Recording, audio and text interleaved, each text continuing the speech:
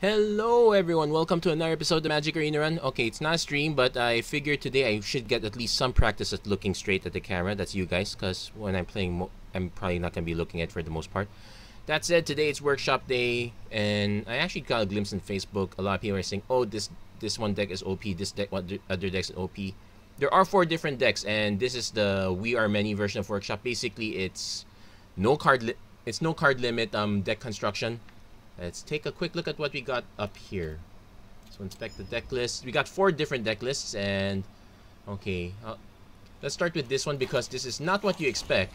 This is no limit cycling without the Zenith flares or the Dranet stingers.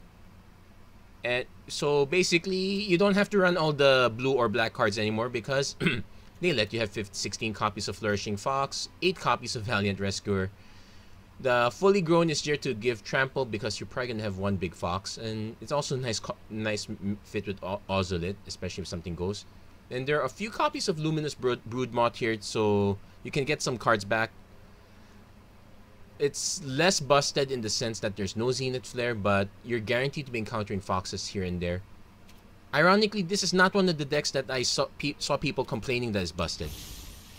So let's go over the other deck that I haven't seen any complaints yet. It's the Best Fiends. So this one's basically reanimation. So we got 15 copies of Archfiend's Vessel, a 1/1 with lifelink that you absolutely want to die. In fact, they give you 8 copies of Village Rites to make sure they die.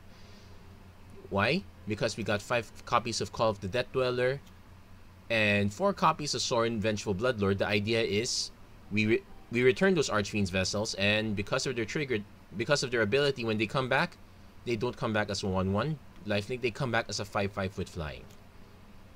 And you also get 5 copies of Bloodthirsty Aerialist because lifelink. So this one's probably swing a bit, instant to draw cards and whatnot, then cash in them flyers. Okay, now let's go to the decks that some people have been complaining about. First off, we got the Blue-Green Machinations deck. So, it's not a ramp deck. Okay, though there are 8 copies of Palladium Mirror. It is basically a Steel Overseer deck, so you got a lot of... so basically, we got all these artifact creatures that tap to permanently pump other artifact creatures. And did I mention everything's an artifact here? Well, except for our companion, which is Umori, but we're pretty much naming artifact here. So the idea is early Steel Overseer, keep tapping to buff them up. If we might get extra buffs with Corridor Monitor or get extra mana with Palladium Mirror. Pretty much the idea is we kind of try to draw the whole thing out with Great Henge, or we get some extra removal with Meteor Golem. So this one is one that's... I'm surprised to actually hear complaints. I would have figured the other deck this other deck is yeah, that's actually weird because the two decks I saw people complain on Facebook are the 2 decks I did not expect to hear complaints. So here's the other ones, the Ominous Seas deck. You definitely want to hit Ominous Seas turn 2 because you're pretty much running out Frantic Inventory, and every other copy of Frantic Inventory afterwards kind of draws even more cards. So you should be able... So between 2 and 3 castings of Frantic Inventory, you should be able to get your 8/8 payoff. And the rest get faster and faster. Well, what do we do with the 8/8 payoff? Well, you get the cheap Volcanic Salvo. There are a few copies of Goblin Electromancer to make the Frantic Inventories even cheaper. And also the Selective Snares in case you need to, say, name Fox, tap all them Foxes, name Demon, tap all them Flying Demons. This one works really well for this particular format because everything is of a fixed number of copies. Yeah, you can also name Construct. It will tap all these constructs. It will tap these constructs too. It won't tap the mirror. It won't tap the golems, but those are a bit higher end. So if I had to make my pick, I'll start the spin cycle because that's probably the simplest one. We'll see how busted these things actually are. And as usual, I'm going to try every deck. I might only get 1 shot with them, so with each. I don't want to make this a very long video. We'll see if we can... How do you say this? We'll see if we can win them all, just like last time. Though Last time was a bit of a weird one. Well, this one's also kind of weird. If any, it highlights how important having these mana curves, having the 4 off card limit is. If you thought standard was busted, wait till you get to this one. So, this is a horrible keep. We got our Flourishing Fox, not a single cycling. Well, we could kind of draw into it, but we could also draw into lands. I don't want the 2 Luminous Broodmoths this early. We're definitely going to mull this. This is better. So it's probably turn 1 Fox. Oh, well, removal's not so much, so I can go turn 1 Fox, turn 2 Rescuer, then cycle away. We might bin either Ozolith or Fully Grown. I'm gonna bin the Fully Grown for now. Funny enough, there's no rush to play Ozolith until you actually have creatures with counters. And as far as removal's concerned, yeah, that's the other benefit. We know that none of the other decks have any real... Okay, the blue-red deck has removal. We're waiting for our opponent to take their starting turn. Okay, so definitely expecting the Archfiend's Vessel. Also have to note that this one's actually not great for us in the sense that our opponent wants these to die. So this is actually a horrible matchup for us. We're probably going to lose this one, especially after taking them all. We also don't get the massive life gain. Okay, this is cycling 2, cycling 1. I might actually just take the hit. Also surprised our opponent didn't just unload. Probably because our opponent has village rights.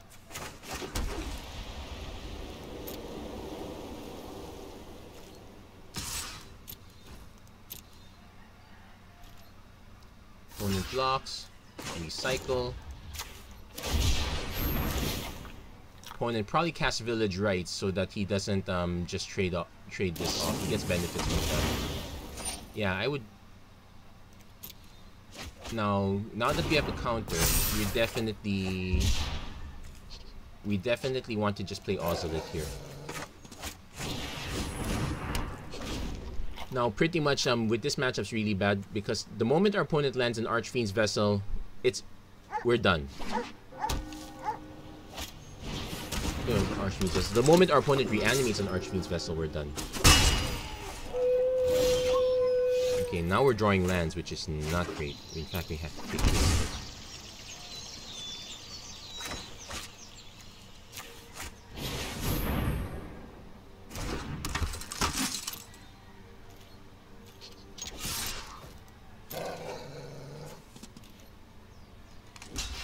Okay, he's probably gonna just block and sack it. Another village rights coming up. Well, it's not that many. There's just like 6 more to go.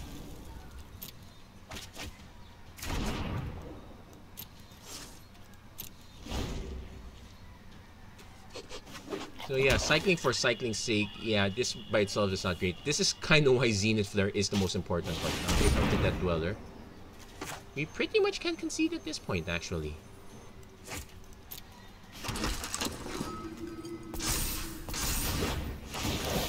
Because we're gonna take quite a bit of damage. We're never gonna be able to punch through.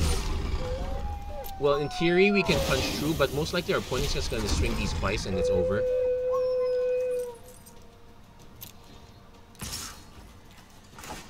So cycle this. Actually, I also have to recheck the number of lands in this one. Because definitely you want to be playing first, you want to have the explosive. You want to have the explosive lock and whatnot. Yeah, drawing all these Temple Gardens is not helping us. Okay, we're definitely gonna pay 2 life. Definitely gonna cycle this. Yeah, because it's kind of over if we draw yet another land. And I can see the game giving us another land. Nope, it's a Fully Grown.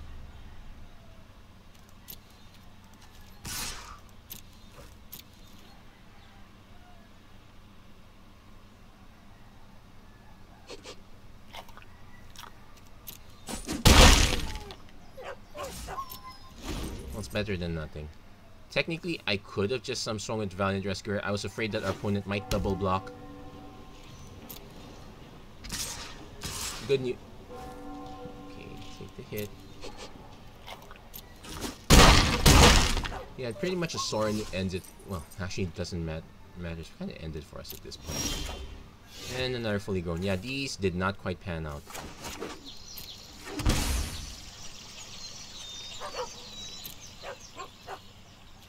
I'm just gonna swing for stuff.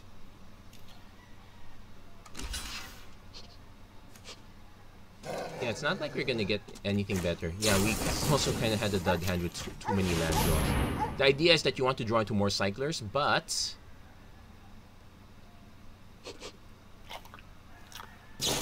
Yes, actually for village rights, so... It does mean I get more damage too. Not that it matters. Well, we can concede easily. So let's explore. We could do an. You know what? We're only 10 minutes in. Let's do one more game. Also, I'm really concerned that things are, graphic things are very slow.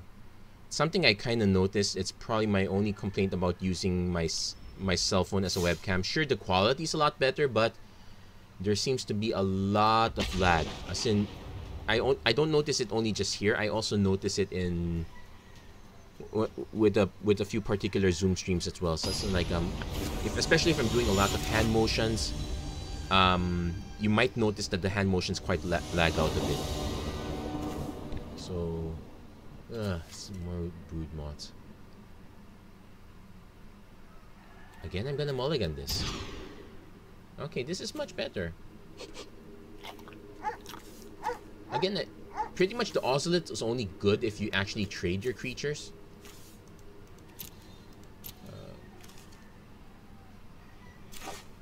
So definitely keeping this. I'm going to take out one plains. So yeah, let's go for Fantastic Mr. Fox here. Oh, this is the artifacts deck, so at least we know we're free for one turn. Air quotes.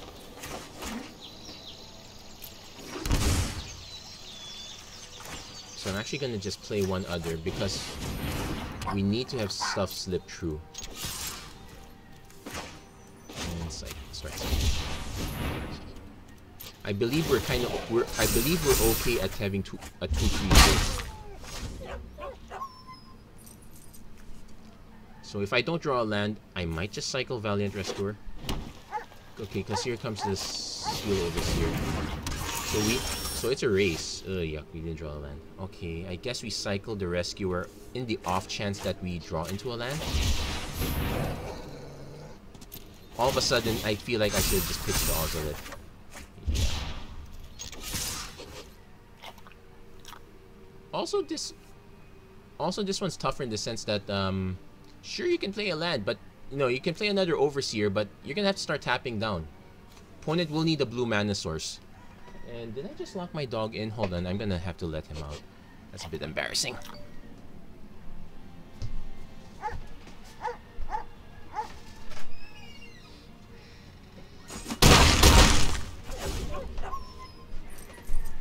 Yep, good boy got locked out.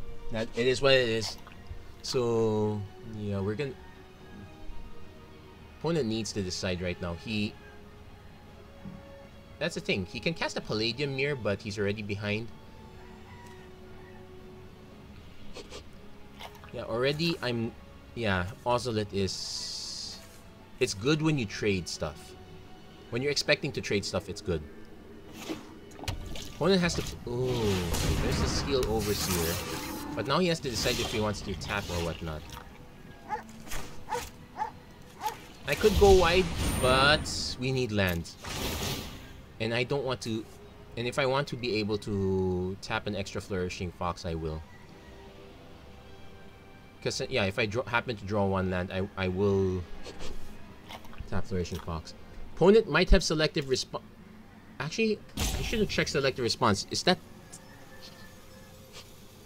Oh, wait, no, this is the artifact deck. This is not the spells deck, so this won't have... So this will not have that. Okay, we did draw the land.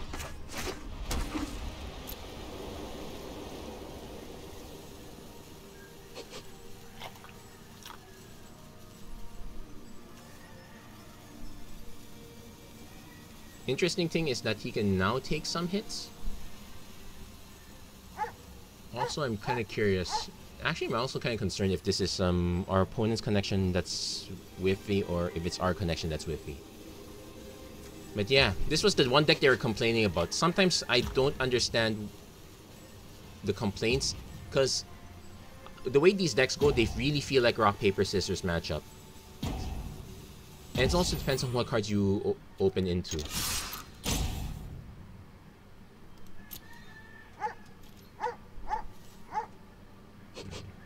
You know, if our opponent's not blocking, I might just swing this one out, play the Ozolite, because I'm not going to cycle quite yet. Next turn, I just play Valiant Rescuer.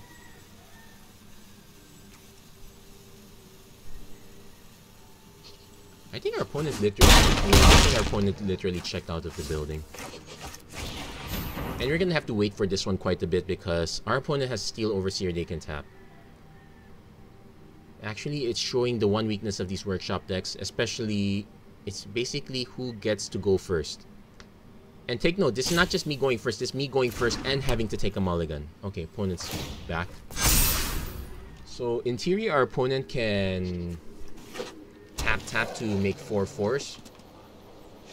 Opponent plays another Steel Overseer. He can't tap. Oh, he has a corridor monitor. So let's do the math. He can make these into 4/4/5/5.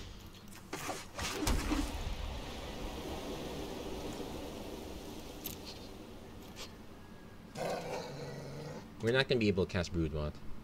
Well, the Ozolite's here as a backup, I suppose. Also note our opponent can multi-block, so at least we have the Ozolite out. And in fact, it might be tempting because this deck doesn't... 1, 2, 3, 4... This deck does not have any anti-flyers, so what I can do is I can actually just let these guys die, drop Luminous Broodmoth. Heck, I could have just dropped Luminous Broodmoth first, let these guys die, and now they have to deal with a Broodmoth and 2 Foxes.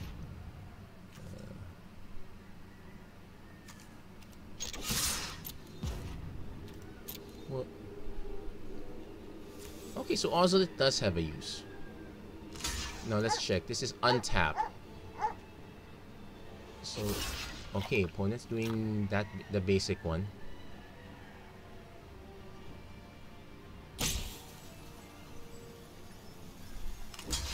Okay, he's doing mass blocks. Okay, so we know that he can tap to make a 4/4. So this is correct. We want the 2/2 up front. This one will become a 5/5. So we'll actually put the corridor monitor up front. We'll let the opponent do their taps.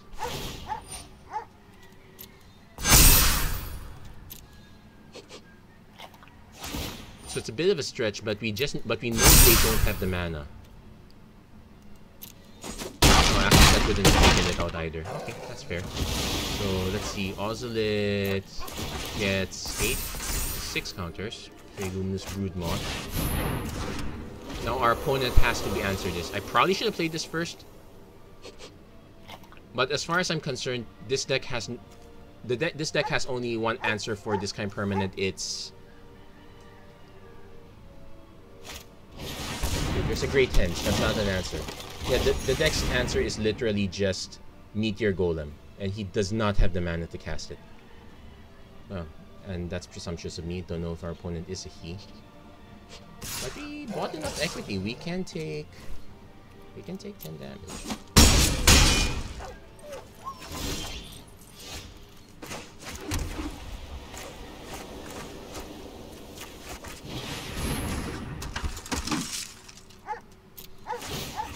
Yeah, let's move all them counters here. And swing with the 9/10 Luminous Broodmoth.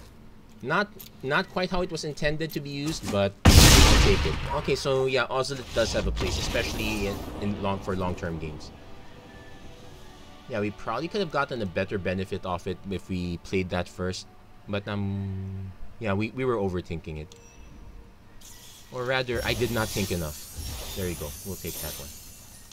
So let's try the deck that defeated us. Best Fiends. So again, this one is about playing as many Archfiends as possible, getting them to die. So we should expect some cooperation with our opponent. If not, we do have Village, right? So okay, this is not what I expected. I would have preferred multiples, but we do get to play. We do get one rights. We know we can draw into more. We also can draw into more lands, but that'll be a disaster. Also, our opponent's playing the spells deck, so pretty much our concern is Ominous Seas. There you go. So place that. So we will do Plan B, which is the backup with Bloodthirsty Aerialist. Well, we actually got more.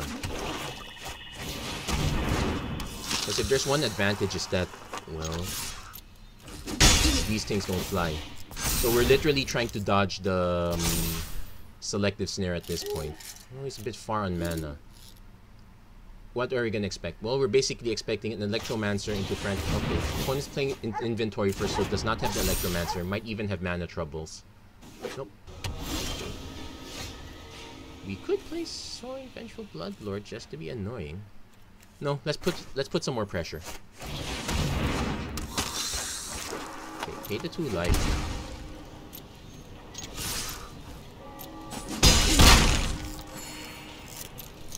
So this is not the intended way, but it's still a way, and we can play Sorin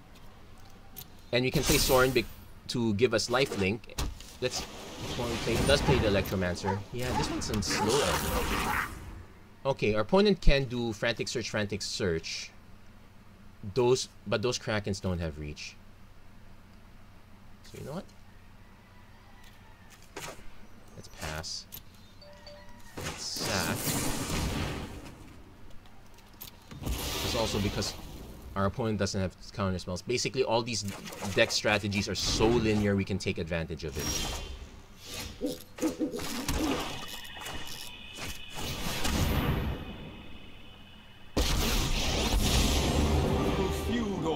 Okay, 4. Okay, so this is 7. If I ping it, it takes it to 9. But let's do what was intended. Just X equals 1. Get back on Archfiend's Vessel.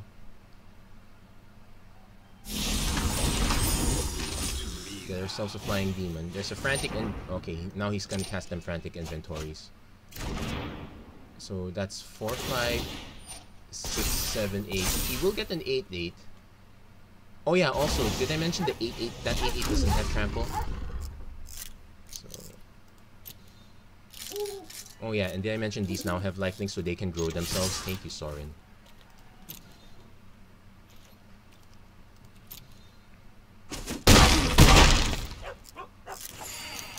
Oh, wow, look at them triggers go. Yeah. Then we'll play the Archfiend's Vessel. Now our opponent, if our opponent does have salvo, inventory. Yeah, our opponent probably has a salvo. In fact, I believe with the combined TNT power toughness, he can snipe these two.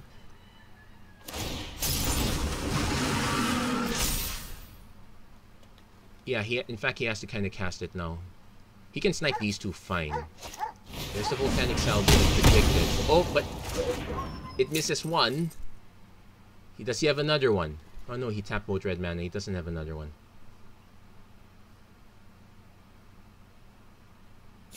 Yeah, yeah, we dealt enough damage. I could have used more Bloodthirsty Aerialist, but there you go. So it turns out that we have the linear strategy, but it's the side cards that kind of make or break the difference. So let's try that deck now. Let's try the... okay, which do I prefer more? Yeah, I actually don't like either of these two. Let's try the Machinations deck first.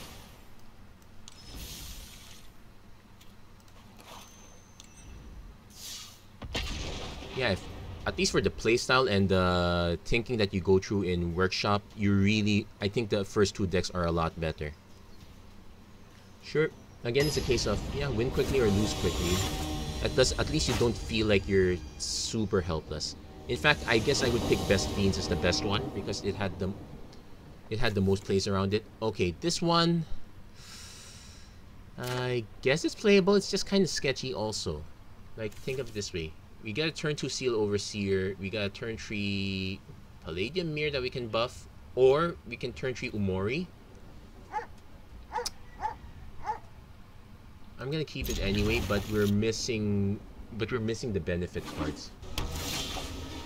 Okay, there's one benefit card. Cool. So we definitely want to grow the steel. Yeah, again, if your opponent lands a turn 2 Ominous Seas, we are racing, and I don't think we can win that race. Turn 2 Steel Overseer. Literally, probably the worst possible place when you're about to face an 8/8 in the next 2 turns. Okay, at least Goblin Electromancer. Here comes a Frantic Inventory. So, okay, so I got 2 choices here. Actually, I could play another Steel Overseer, but we need to start getting mana going. So I'm actually gonna just play the Palladium Mirror. It also means that we don't get pinged down by the Goblin Electromancer. So here comes 1 card draw. So next turn it's 4, 5, 6, 7. Yeah, our opponent definitely has an 8/8 by this turn. So what's the most we can do with this? We can make this into a 2/4 3/3. Yeah. Can play another Steel Overseer just to get some buffs, but we need to find a way to play the Great Henge. Not something I'm quite looking. Well, technically, opponent playing another Ominous Seas instead of cashing on this one. I actually think it's faster to. Okay, no, technically, our opponent will still get one on time, and the next one will come out faster. So there you go. Opponent's probably deciding a lot of math here.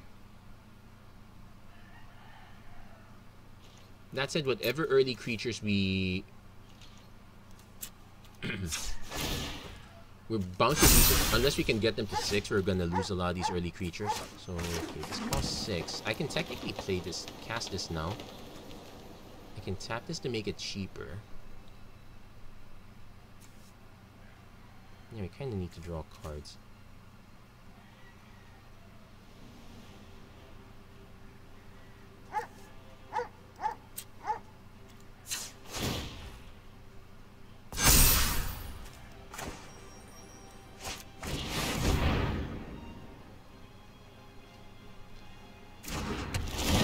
Okay, so we're kind of gambling that we at least just to draw cards, because right now we are really short. Yeah, I could use more Overseers because our opponent is bound to draw into their next salvo. If they take these 2 out,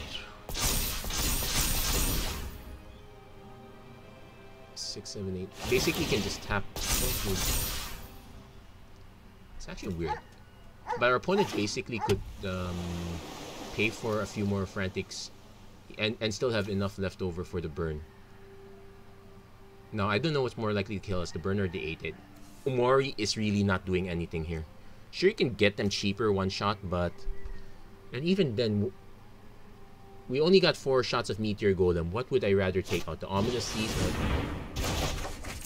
Oh, Selective Snare is returned. You know what? I'll take that considering our opponent had to play those instead.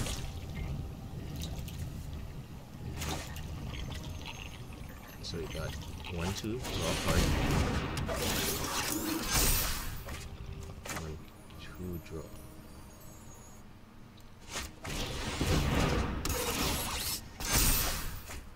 Corridor Monitor, which we can...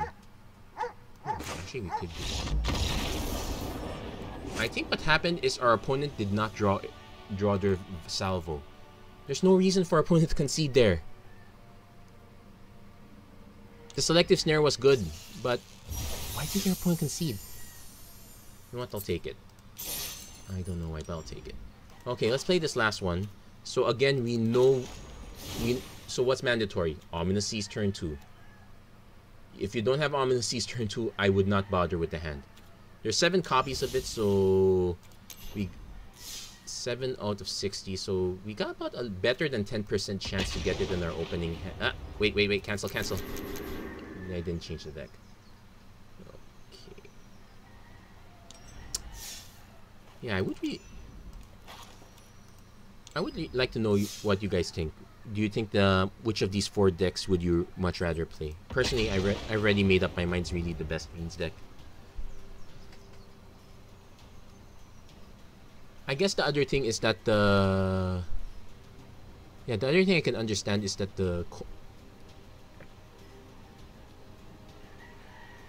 how do you say this? That if you don't hit with the salvo, you're in real trouble. And it was a case of you have to go wide really thin, then you can go tall on that one. So we do hit our Ominous Seas. We also hit way too many Goblin Electromancers. We're going first, so I'm gonna keep this. So remember, turn 2 Ominous Seas. Then turn 3 Electromancer. We're probably not gonna win this one. Way too many Electromancers. We're probably gonna have to redo this game again. So what am I looking for? Well, a blue mana source would be nice. Go and place another Archfiend's Vessel and another Archfiend's Vessel. Okay, we did get the blue mana source we wanted, so we'll play the Electromancer.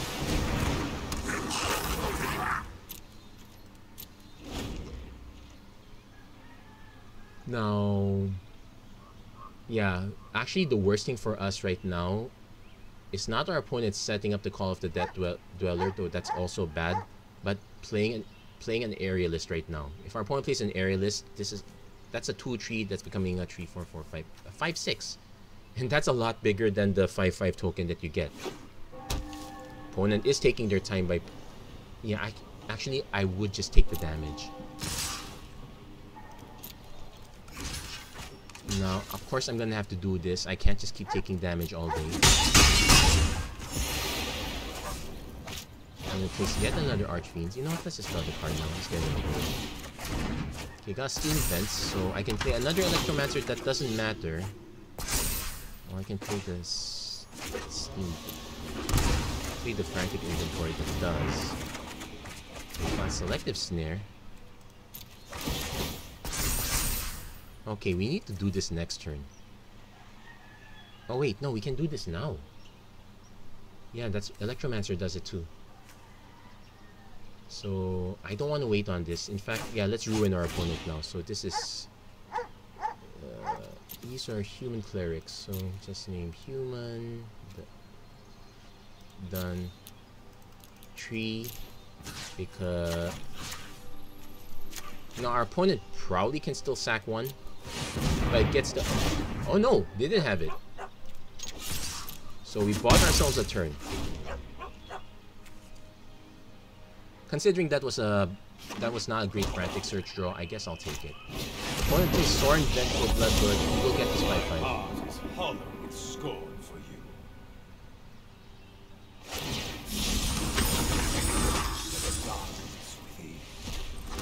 So we're actually kind of looking for... Well, we whiffed on the card draw, which is bad news. Yes, these guys, because they're not exactly going to do anything.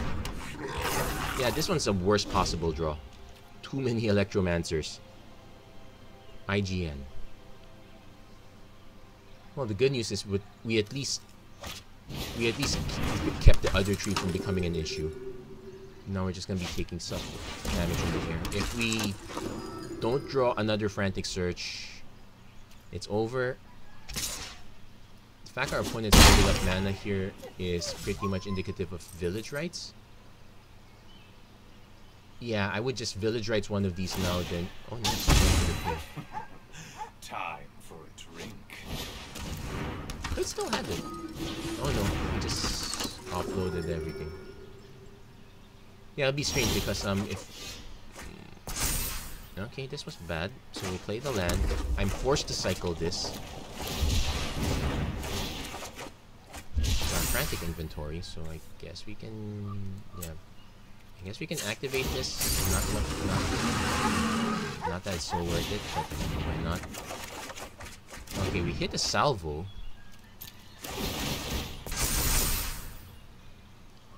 We hit the salvo, so that's actually something. So I need to decide if I can afford to take 5 damage from the air, knowing I can block these. Because these will always be 5/5s.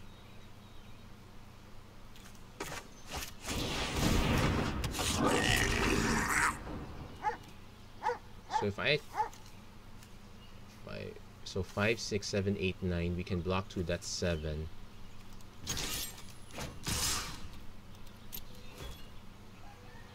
Yeah, I'm gonna pair the board, start paring the board down a bit.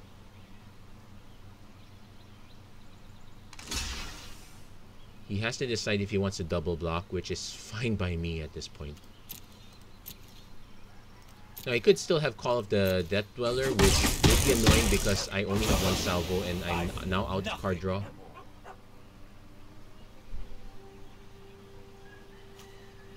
In fact, what our opponent could possibly do is, well, you know, -1 gets a 5/5. Call of the Death Dweller gets another pair of 5/5, so I would need...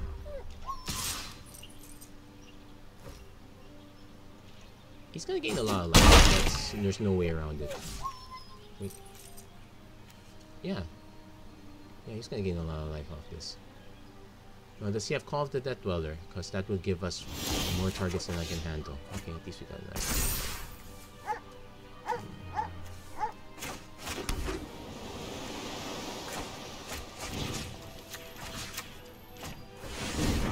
And oh yeah, this is X equals 2, so I can... He can Village Rights one of them. Heck, he can Village Rights both of them for all I care. Okay, Village Rights one.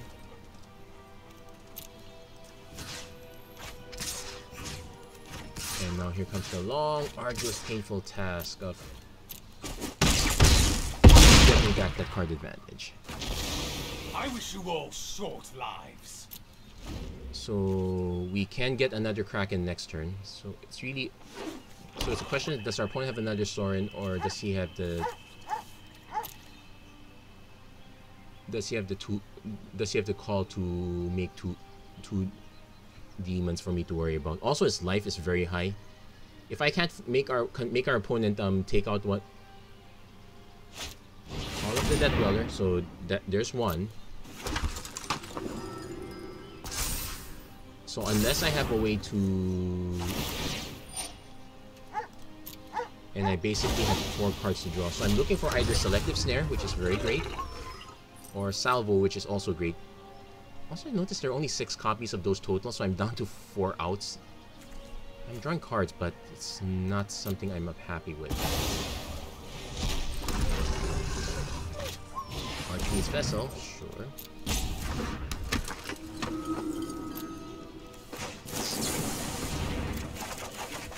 Okay, got another Ominous Seas that I don't really want to cast.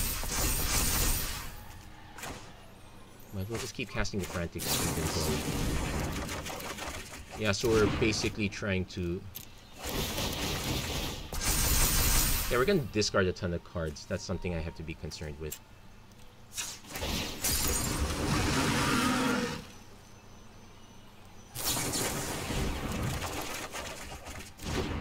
Yeah, we still whiffed on that one. And we're down to 25 cards, so the next... I'm gonna draw another 6. Yeah, we kind of have to.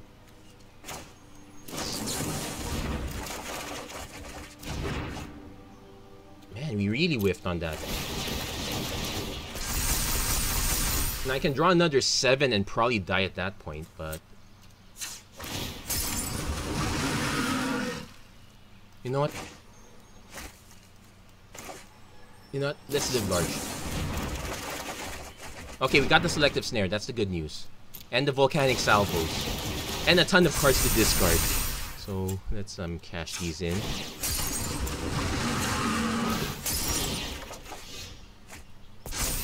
Okay, so... Let's see. We will need another red source, so Mountain goes. So... Okay, well... Volcanic Salvo sniping these two. And yeah, I guess we do. Yeah, opponent sees it. We have enough damage between the. So we managed to survive that one. Thanks in part to the massive card draw. Yeah, I can see why this is busted now, but you had to just keep on drawing, otherwise it's never gonna happen. So there we go. Those are the 4 different decks. This turned out we got wins. If I had to make a personal choice, it would be this deck or this deck. These two are okay. This is a third. And this is my third choice. Actually, I'm not so sure. These two are not so great in my opinion. But they do have their strengths and weaknesses. And there are enough matchups to make things different.